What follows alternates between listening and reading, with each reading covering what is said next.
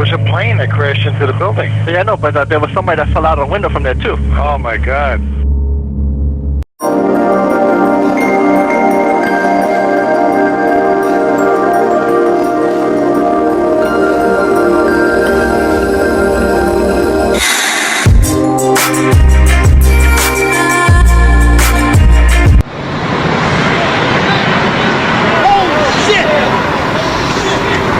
That is the World Trade Center, and we have a major incident in Lower Manhattan. We just got a report in that there's been some sort of explosion at the World Trade Center. Apparently a plane.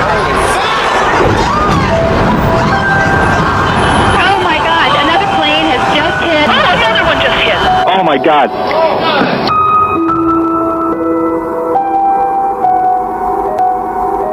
Ya vieron esas imágenes que nunca se nos van a olvidar. Son imágenes que llegan al alma y uno siempre va a recordar el momento en que pasó, en que uno vio esas imágenes por televisión y ahí mismo se transporta qué estaba haciendo ese día.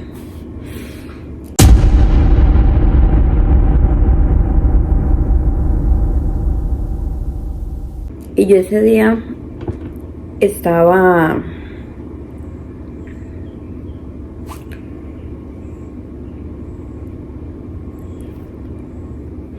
en la casa de una señora que yo le vendía perfumes.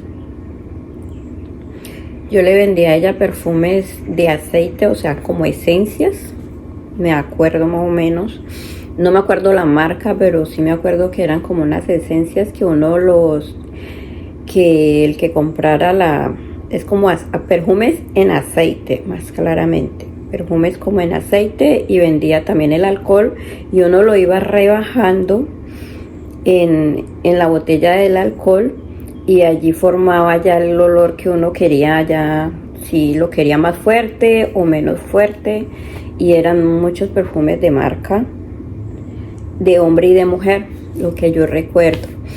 Y yo ese día había llegado a las 8 de la mañana para ir a reportar lo que había vendido en la semana anterior, y siempre eran los martes en la mañana.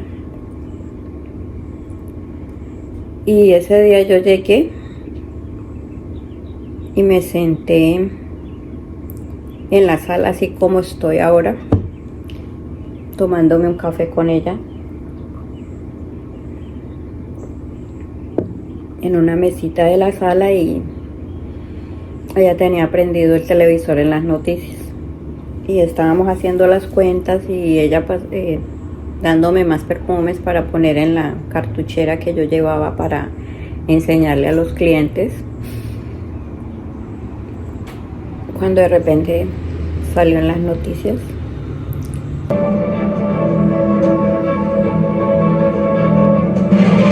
Sí, gracias. Vamos a información en directo. Son imágenes que nos llegan desde Nueva York.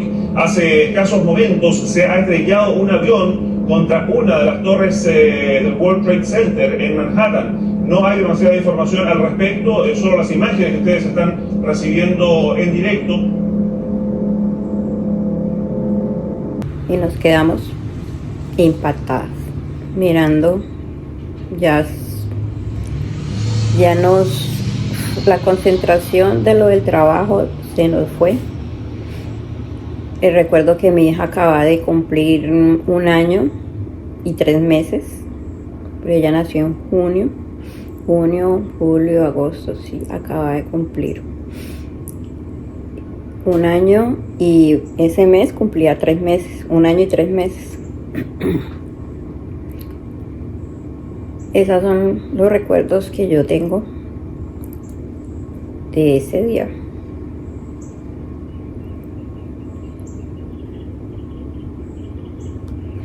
Y lloro porque yo nunca me iba a imaginar que en el 2008, ya para el 2009 yo iba a estar aquí en este país, en Estados Unidos. iba a trabajar para la empresa que más personas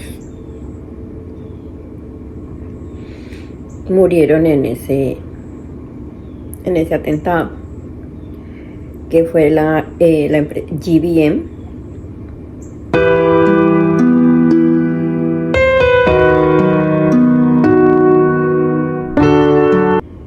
Y la MBM.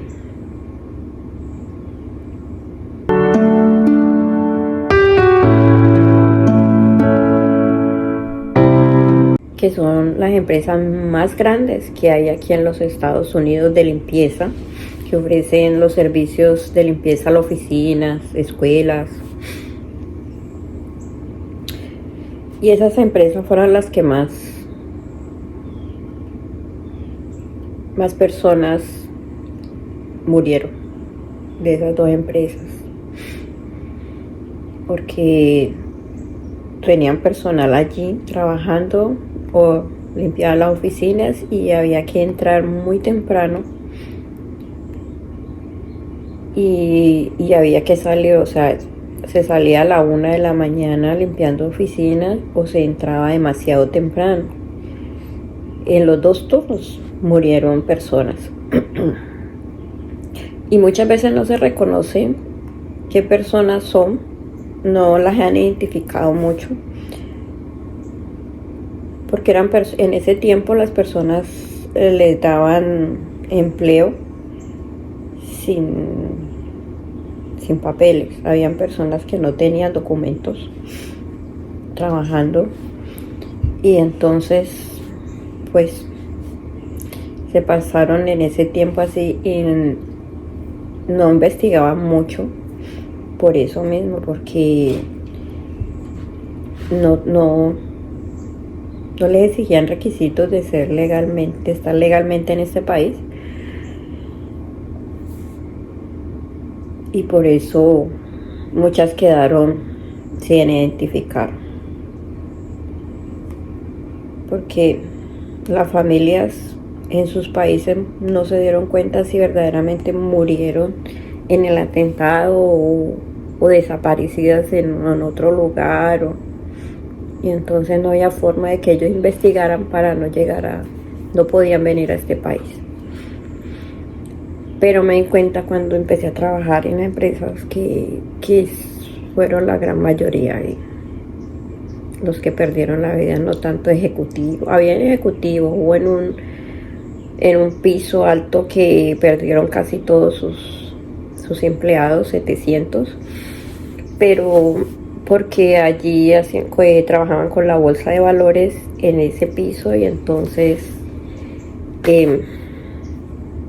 pues siempre la bolsa de valores había que estar pendiente tanto en el día como en toda la noche, y eran las personas que estaban trabajando en la noche y parte de la mañana en ese piso. Pero la verdad que cuando uno va a las escuelas, pues yo que trabajo ahorita en una escuela o en unas oficinas públicas, se siente el silencio. Se siente silencio porque uno a veces aquí trabaja y uno a veces ni mira el calendario. Y cuando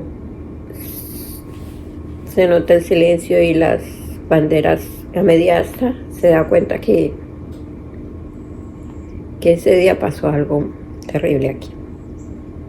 Desde Nueva York, donde yo vivo, yo soy de la que sí decidió quedar en Nueva York. Estaba escuchando recientemente a alguien decir que el que se fue no era neoyorquino. Había que quedarse aquí y darle frente a este ataque como nunca en el país, como en este país, y con el horror que no hemos presenciado en ninguna otra parte del mundo, y que nunca sea así. El 9/11 es el tema periodístico más importante hasta ahora, lo ha sido. Una de las cosas ahora que está llamando la atención en este 22 aniversario muy importante, en que hacemos recordación de esas torres que se convirtieron para mí en hornos verticales. Cada uno de esos pisos, cuando se desplomaba encima del otro piso, y quiero decirle, no por exagerar, sino para describirlo, en cada piso había seres humanos. Ahí no hubo compasión, ni amor, ni respeto a nada. Ahí lo que primaba era el odio a Estados Unidos, pero también el odio a la humanidad, Isabel, porque en esas torres estaban todas las nacionalidades. Si me permites, cuando los aviones se arremeten contra de las torres, había un restaurante muy lindo, si no me equivoco, en la sur, que se llamaba Ventanas al Mundo. Yo muchas veces fui a desayunar, almorzar, comer, porque era precioso estar ahí arriba. Y ahí trabajaban tantos latinoamericanos que estaban allí en su labor de servir a la clientela que primero desayunaba y entonces bajaba a estos templos financieros a hacer negocios.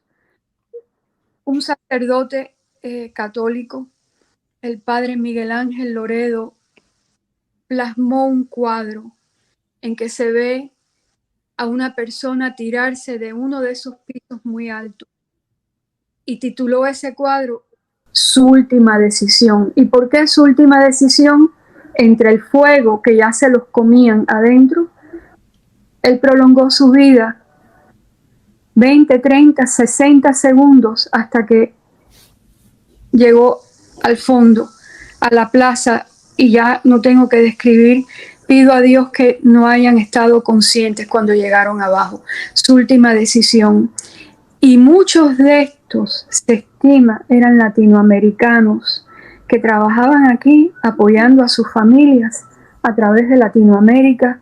En donde quiera que tienen familia, mandaban su dinero. Hay personas a través de Latinoamérica que jamás volvieron a escuchar de sus parientes después del 9/11.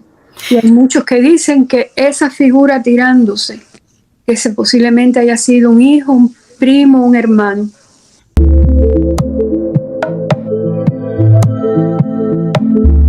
Era un día precioso, vamos a empezar por eso. Yo vivo en Staten Island, yo vivo en una isla que está frente a la bahía de Nueva York. Y en vez de tomar, muy importante, yo siempre tomaba el transbordador de las 8:15. Dije, ¿por qué yo siempre estoy corriendo? Voy a tomar el transbordador de las 8:30. Me compré el New York Times para leer el periódico siempre que estoy tomando café por la mañana. Me senté afuera en uno de los bancos lleno de personas que también estaban tomando café y leyendo. Y de pronto escuché en media bahía de Nueva York, frente casi la Estatua de la Libertad, porque me acuerdo, un hombre gritar, "Oh my God, ay Dios mío". Y yo miré hacia donde él estaba mirando y ya se veía el fuego saliendo de una de las torres, la primera torre impactada. Yo me levanté y miré aquello y dije, ¿pero qué es esto? Todo el mundo pensaba que era una avioneta, porque nadie se podía imaginar el alcance de esta operación casi militar, como tú mencionaste, de Al Qaeda, la organización terrorista. Y cuando llegamos, antes de llegar a Nueva York, yo era una de las pocas personas en ese momento con un celular. En donde yo estaba, habría otras personas con teléfonos móviles. Llamé a un amigo mío, le digo, ven acá, ¿qué es lo que pasó? Dice, un bobo ahí, dijo otra palabra, pero un bobo ahí se estrelló en contra de una de las torres. Yo me quedé y se lo dije a todo el mundo. Un avión se estrelló en contra de la torre. Hicimos piña, un grupo. Salimos del transbordador. Empezamos a bajar la rampa para yo tomar mi bus para llegar a mi trabajo. Y de pronto se escucha el sonido del motor de un avión bajando. Y cuando yo vi la bandera estadounidense me sentí tranquila, pero no capté qué hace ese avión volando tan bajito. Y el avión se viró y como había mucha claridad ese día, se filtró la luz dentro de las ventanillas y yo soy testigo de las siluetas pegadas en contra de los cristales del avión mirando hacia afuera. El grupo que había estado conmigo, que yo empecé a informarle de lo que había dicho mi amigo, nos quedamos atónitos con ese avión. El avión voló por detrás de un rascacielos y lo próximo que sentimos fue el toque, la explosión. Y el que había gritado, ¡ay Dios mío!, en el barco, aquel hombre le salió una risa tan nerviosa. Yo que soy comunicadora, me acuerdo gritar, acaban de presenciar un ataque terrorista, móntense en el barco y váyanse para la isla otra vez. Es como haber cogido a todo el mundo y haberle dado 3 galletazos para sacarlos del shock en que estaban. La gente corrió, el transbordador ya había zarpado, pero el capitán vio a una masa de gente tratando de huir del Bajo Manhattan para llegar sanos y salvos, ojalá, hacia la isla. Quiero hablar de esto, es muy importante. Trataron de abrir las puertas y vino alguien, les empujó las puertas, no se pueden abrir de fuera. Se montó toda esa multitud. Ese transbordador de las 9, ya fue a las 9:05, 9:10 que zarpó. El capitán le dijo a todo el mundo, solo supe por una amiga que se montó, tienen que ponerse salvavidas, vaya a investirse en contra de nosotros, tienen que estar todo el mundo en la parte fuera del transbordador, por si acaso se tienen que tirar al agua. Eso fue como los civiles pudieron hacer la última travesía hasta las 5 de la tarde de ese día que vino otro transbordador para empezar. Ese es otro tema, porque voy a brincar un momentico. Ese próximo transbordador, yo estaba en ese transbordador ya para irme para mi casa en Staten Island. Hubo muchos barcos que intentaron rescatar a personas desde el Bajo Manhattan. Yo entendí que yo tenía que estar ahí informando. Y en el transbordador que yo tomé a las 5 de la tarde había personas que viven en otras partes de Estados Unidos, pero lo que querían era salir del sur de Manhattan, del horror. No se podía respirar. Todo aquello estaba lleno de humo y cuánta sustancia tóxica que puede tener un edificio. Y cuando yo estaba en ese transbordador para llegar a mi casa, vi que vamos a atracar. Nos hicieron subir a la parte superior. No nos dejaban bajar a los otros niveles inferiores. Y cuando estamos atracando en la isla de Staten Island, yo veo a todos los médicos, las carretillas, todo el mundo vestido de blanco. Y ¿saben lo que me conmovió? Es que tenían los brazos caídos. Ahí no venía nadie vivo. Nadie. No tenían que correr a salvarle la vida a nadie. Y cuando salí a las 5 de la tarde, y vamos a hablar del medio, pero esto es muy importante. Nosotros estábamos caminando a la casa. Me acuerdo que una señora alzó a su hijita, una niñita de 4 o 5 años, y le dijo, mira, porque no quiero que te olvides de esto. No quiero jamás que te olvides de esto. Mira lo que nos han hecho. Una muchacha estadounidense. Como yo soy periodista, yo vi muchísimas personas de distintas religiones entrando a un estadio de pelota. Muy, muy lindo, porque tú te pones a jugar pelota ahí, ves el juego y estás viendo todo Nueva York, la Estatua de la Libertad, los buques zarpar en días normales. En este día yo dije, ¿por qué está entrando tanta gente a este estadio de pelota? Y cuando entro me horrorizo. Ahí estaban lo que se llama body bags, donde estaban restos humanos, no eran cuerpos completos.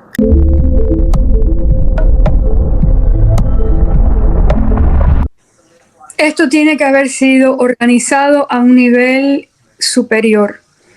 este tipo de ataque terrorista, y es muy, muy importante resaltar que los que secuestraron estos aviones vinieron a Estados Unidos, Isabel, a aprender a manejar, a aprender a volar aviones, y los que les estaban impartiendo las clases ahí en la Florida, algunos de ellos jamás le dijeron, ven acá y tú nada más quieres aprender a despegar un avión, ¿por qué tú no quieres aprender a aterrizar un avión? A nadie se le encendió el bombillo de que estos estudiantes de aviación nada más querían aprender a despegar. Ninguno pidió que le enseñaran a aterrizar un avión. Entonces, para tú tener clases de aviación, tú tienes que tener dinero. Para tú poder ir a las clases de aviación, tú tienes que tener un carro. Para tú tener un carro y poder ir a las clases de aviación, tú tienes que tener un lugar donde vivir, tienes que comer. ¿De dónde sacaban ese dinero? ¿De dónde salió todo ese dinero para 20 terroristas tener, y 16, muy importante, de los 20 terroristas, Isabel, 16 eran saudíes, de Arabia Saudí? Entonces, ha habido una gran investigación de parte de las familias de los fallecidos. Ha habido el reclamo de que el gobierno de Estados Unidos les permita a los familiares saber cómo fue que esto se financió, porque alguien tiene que responder a esto. Esto es una barbarie lo que ha acontecido. Esto ha sido una masacre en vivo de ciudadanos de todas partes del mundo. Dejaron a más de 3.000 niños huérfanos. Eso hay que también, el costo humano luego de las personas que sobrevivieron. Y hay un grupo de familiares de las víctimas, de los que han fallecido, que se dirigieron al presidente Joe Biden esta semana, hace 2 semanas quizás, que le dicen: este año más que nunca, luego de 2 décadas de nuestra búsqueda por la verdad y la rendición de cuentas, nos encontramos nosotros una vez más, de manera inexplicable, impedidos por nuestro propio gobierno en nuestra búsqueda por transparencia sobre el papel, según las familias de los fallecidos, el papel del reino de Arabia Saudí y lo que sus funcionarios jugaron en lo que fue el plan del 9/11. Sí.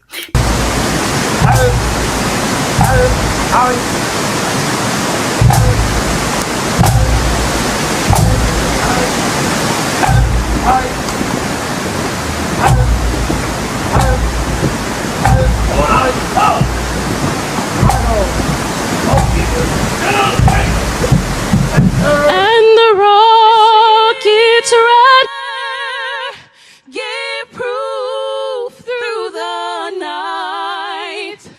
Arabia Saudita es señalada por los familiares de las víctimas como el organizador, patrocinador, el país que brindó el financiamiento para los ataques terroristas. Pero antes de poder hacer esa aseveración, habría que hacer un juicio. Y este juicio de las personas que están en Guantánamo no se ha realizado. Isabel, todos sabemos que todo acusado tiene derecho a un proceso legal. Todo acusado tiene derecho, no importa la barbarie. Hasta la gente de Nuremberg, los autores del Holocausto, comparecieron ante juicios. Y eso hay que darle, y estas personas que están en Guantánamo no han recibido ningún tipo de juicio. El 11 de septiembre hubo funcionarios de la administración del presidente Biden que elogiaron a Arabia Saudí, porque Arabia Saudí en este momento está pagando, dijo que está dispuesta a subvencionar, a pagar, a proporcionar una cantidad de dinero enorme para conectar lo que es toda la región por tren, que es una de las iniciativas muy importantes de esta administración, porque donde hay comunicación va a haber quizás más entendimiento. Y uno de las familiares de los fallecidos en el ataque terrorista dijo, qué mala puntuación o qué mal momento sacar un tweet por la plataforma X, anteriormente Twitter, elogiando a Arabia Saudí en el momento en que las familias lo que están es buscando lo que yo dije con anterioridad, que lo han dicho ellos, transparencia, que se acabe lo que es este intento de no permitir llegar a la verdad de quienes financiaron este ataque terrorista.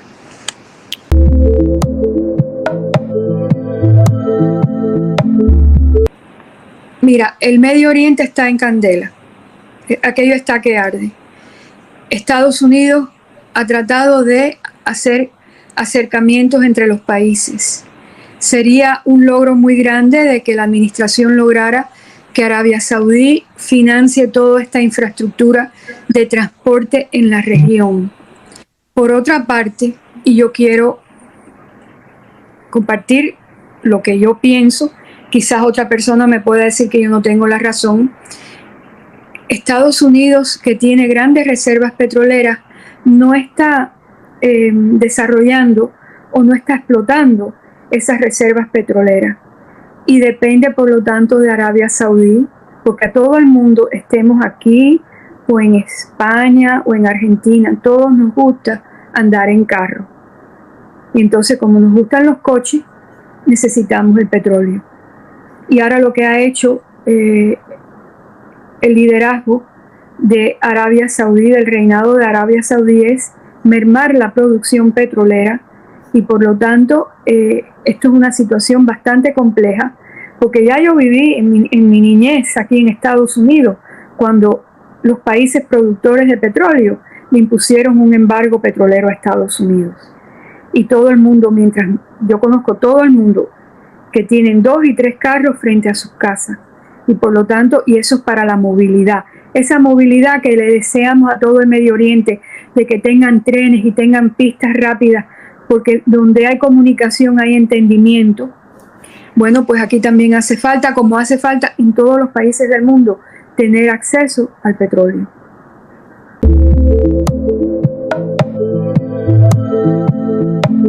Desconocemos mucho, pero yo tengo que hacer un balance en lo que estamos hablando, porque la administración del presidente Biden en relación a Arabia Saudita sí hizo una desclasificación en el 2021 de un informe del FBI que mostraban un vínculo aparente entre nacionales saudíes y en el Estados Unidos y numerosos secuestradores del avión. Arabia Saudita niega absolutamente tener ningún vínculo con el 9/11. Pero como tú dices, de manera voluntaria, Arabia Saudita y Rusia ambos están intentando mermar lo que es la entrega de petróleo en esta época. En todas partes del mundo estamos en el mes de septiembre. Y por la latitud del norte hacia arriba, empezando en octubre, noviembre y diciembre, no solo para los carros nos hace falta el combustible, sino muchas veces también para calentar nuestros hogares. Es algo muy programado, porque si estamos en el sur, por ejemplo, bueno, ya empieza la época cálida, pero para los que estamos en las latitudes del norte, sabemos lo que es el frío y el frío que pudiéramos pasar si no tenemos los recursos para nuestra calefacción.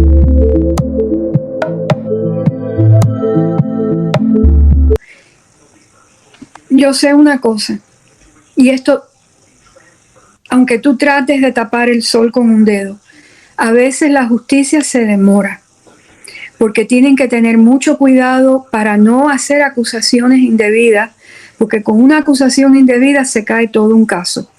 Pero la justicia siempre llega y las investigaciones seguirán. Quizás no sea en el 2023 que nos enteraremos X, Y, Z, pero si hay algo yo sé que siempre se va a saber. Mira, no quiero echar para atrás y traer otro tema, pero siempre se dijo que el asesinato del presidente Kennedy había sido realizado por una sola persona. Ahora, uno de los guardaespaldas esta semana decidió decir todo lo que él sabía, y ahora que vamos a tener que revisar lo acontecido en el año 1963, que se aproxima este aniversario en noviembre, y se va a tener que revisar todo lo que se pensó. La justicia se demora, pero siempre llega, porque la información es imposible taparla. No podemos echar a un lado cosas que sabemos, porque si no lo digo yo, lo vas a decir tú, pero alguien lo va a decir y se va a poder comprobar. Estamos viviendo en una época que hemos visto a la gente con mucho dinero en los papeles de Panamá. Ya sabemos quiénes tienen dinero. El hecho de que las computadoras, la informática nos brinde información, todo se va a saber a la larga, y se va a saber el nivel de penetración de Arabia Saudí o no en esta situación del 9/11. Hay que recordar que Osama Bin Laden era también de Arabia Saudita, y por lo tanto algún día vamos a tener toda la información, sea la que sea, porque la justicia siempre llega y la verdad siempre se sabe. Gracias a tu muy amable audiencia que te acompaña y que hoy tuvo la gentileza de escuchar esta experiencia de esta sobreviviente. Me he emocionado mucho haciendo esta recordación de ese día, y pido por todos que tengamos mejores épocas y épocas más felices.